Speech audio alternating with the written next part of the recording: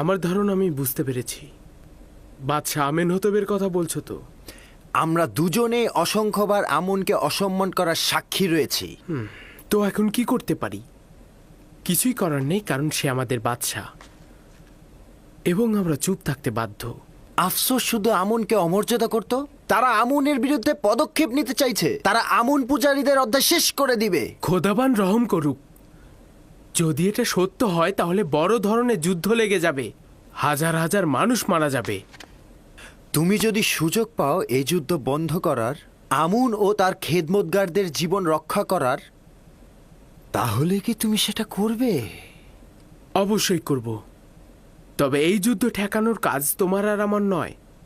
আমেনহতেবের সৈন্যদল প্রতিহত করা সম্ভব নয়, তবে এই যুদ্ধের ইস্যুটা বন্ধ করা যেতে পারে। নিজের উদ্দেশ্যটা স্পষ্ট করে বলো। আমরা আমেনহতেবের পক্ষ থেকে এই যুদ্ধটা কিভাবে বন্ধ করতে পারি? এ চিন্তাটাই আমার ঘুম হারাম করে ফেলেছে। আমি সমাধানের পথ খোঁজার জন্যই তোমার কাছে এসেছি। সমাধানের পথ? কোন সমাধানের পথ খুঁজছো তুমি? আমি আমেনহতেবের সামনে গিয়ে বলবো আপনি যুদ্ধ করবেন না? সবার সামনে মুখ চেপে ধরা যাবে না, কিন্তু সব সময়ের জন্য তো মুখ বন্ধ করে দেয়া যাবে। চুপ করো বলছি।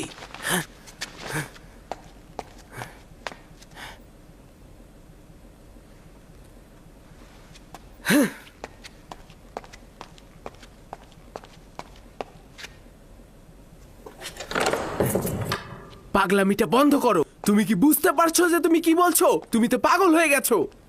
ইরানুস, তুমি কি বলনি তোমার দিল চায় আমেনের পতন ও তেবাসের বাসিন্দাদের জীবন রক্ষা করতে?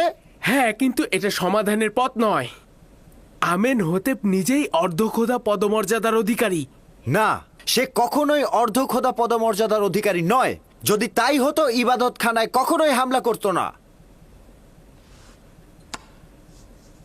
এইরকম বিশাল পদক্ষেপ আমাকে একটু চিন্তা করতে হবে। কোনো ভূমিকা ছাড়ে পদক্ষেপ গ্রহণ করা যাবে না। এত বড় কাজ কিভাবে সম্ভব? ওই রকম নিরাপত্তা বলয়ের মধ্যে এত ক্ষমতাধর একজন বাদশাকে হত্যা করা সম্ভব নয়। কেন নয়? ওই শারাবের মধ্যেই কিছুটা বিষ মিশিয়ে দিলেই হলো। না শক্তির দরকার, না বাহুবলের। না, আমি খোদার বিরুদ্ধে পদক্ষেপ নিতে পারবো না। তোমার কথা মতো আমেনহতেব যদি খোদাও হয়, তবুও তার অপরাধ রয়েছে। যদি একজন খোদাকে বাঁচাতে আর একজন খোদাকে মারতে হয়, এতে করে জনগণ যদি বেঁচে যায়, হাজার হাজার মানুষের প্রাণ বাঁচে, এটা কি ভালো না? না, আমার আরো চিন্তা করা দরকার। আমি চিন্তা না করে কোনো কিছুই বলতে পারবো না। এটা বিবেকহীনের মতো হবে। আমাদের হাতে সময় কম। যদি আমেনহতেব কাল সকালে যুদ্ধের ফরমান জারি করে, তবে কি অবস্থা হবে বুঝতে পারছো? আমাকে আগামীকাল পর্যন্ত সময় দিতে হবে।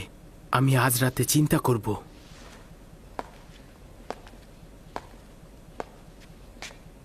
আমি আগামীকাল আবার আসব।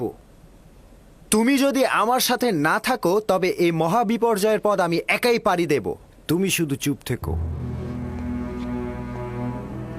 একদম চুপ। হ্যাঁ, একদম, এটাই।